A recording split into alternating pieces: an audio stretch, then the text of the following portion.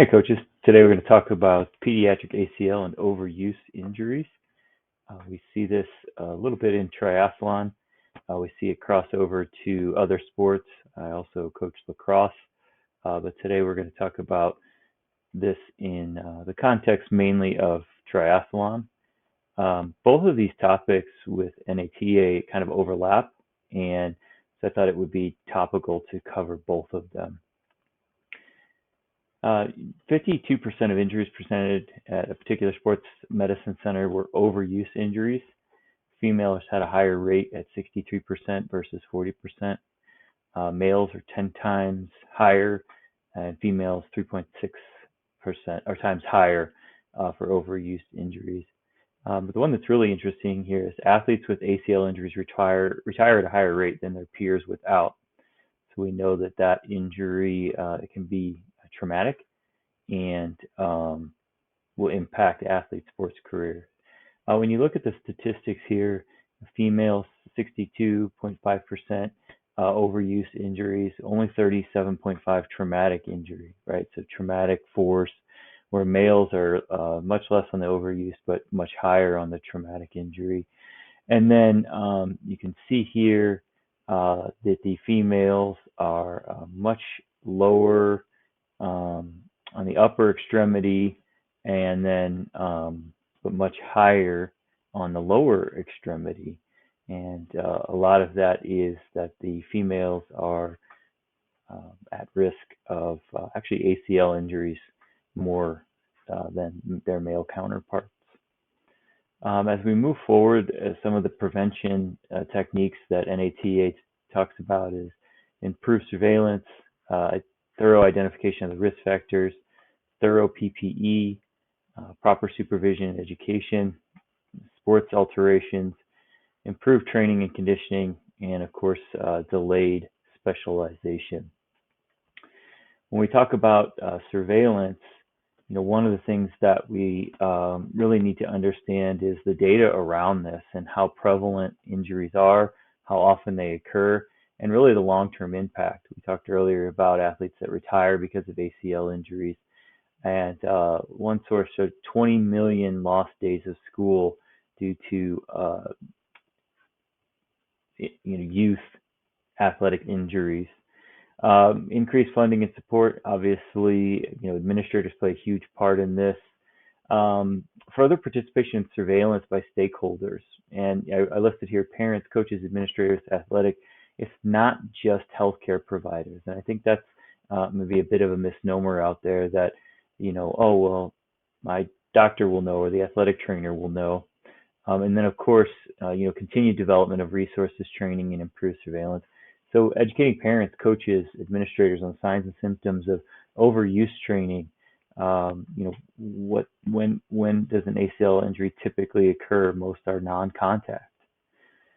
As we move on to risk factors, really it's important to identify the risk factors in an athlete. We have some that are intrinsic, some that are extrinsic, and then obviously growth factors. As mentioned earlier, females develop earlier than males and can be higher risk of injury, particularly ACL injury. Age, height, are they laying bone? They have growth plates. That's obviously a growth factor that we need to be worried about. Intrinsic, do they have a history of injury or illness? Extrinsic, what's the nutrition, environmental factors?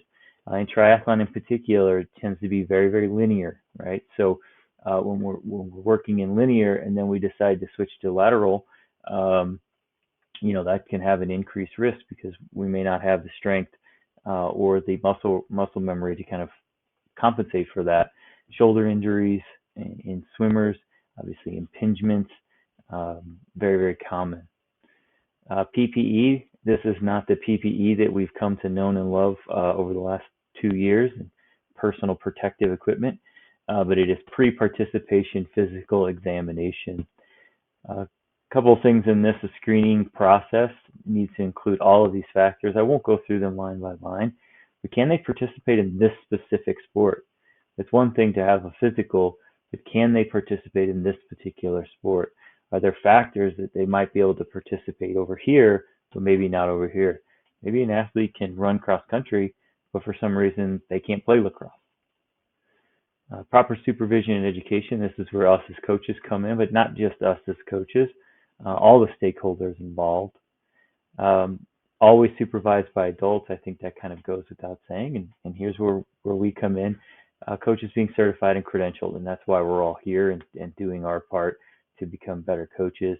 And then having a team of professionals, athletic trainer, physical therapist, medical doctor, ourselves around that athlete. Alterations to sports, we as coaches have to know where we need to make changes. For example, when we talk about triathlon, running surfaces, mixing that up, making alterations where need be, a track, treadmill, road, trail, all of those are very, very different from each other. Running on the road, when you're running on the road, are you running on concrete, or are you running on asphalt? Those have a much different impact in ground force, swim stroke, crawl, breaststroke, side stroke, backstroke, all of that can help create those alterations. And then lastly, on the bike, riding the bike on a train or riding the bike on the road, where there's, of course, an intrinsic, oops, there's an intrinsic danger there, right, of riding on the road, cars, traffic, all those other things. And then, of course, riding off road. Improved training and conditioning. I like this little comic here where the family's trying to go through and find an open time for dinner. You can read it yourselves, but I think it's pretty funny. And unfortunately, it's pretty indicative of kind of the culture that we have today, and that kids are just constantly going on sports, and going from season to season, and sometimes multiple sports within the same season, or multiple teams within the same sport within the same season. So how can we as coaches help with training and conditioning? Taking time off between sessions, 1 or 2 days a week, particularly when we look at youth. Making changes to training plans where needed, right? We're coaches and we want to have a plan going in, but we also have to be flexible in changing those. Training for youth should be focused on body control, balance, flexibility, strengthening the lower extremities. All right, we talk about quadricep, glute strengthening exercise. In particular, when we talk about ACL injury, having that strength and stability. Intensity, load time, distance should only increase by no more than 10% per week. Multi-component, and focusing on not just the lateral movement of triathlon. We can get caught in these lateral planes. And then lastly, and certainly not least, always a dynamic warm-up when we're talking about heading into our sessions. Delayed specialization. I think this is a bit of an epidemic these days. You can see here this young man, look at all of those trophies. I'm sure, he just won those all this past month. So, too many athletes are just specializing way too early. The days of soccer, basketball, or volleyball, or, the pickup game out in the street of hockey, those days are kind of over a little bit, and more athletes need to be playing more sports, playing sports in their off season. As I mentioned earlier, triathlon tends to be very linear, so introducing those other sports allows us to get some more of that lateral movement, but they have to be prepared for that. And, athletes really should be limited to one team per person.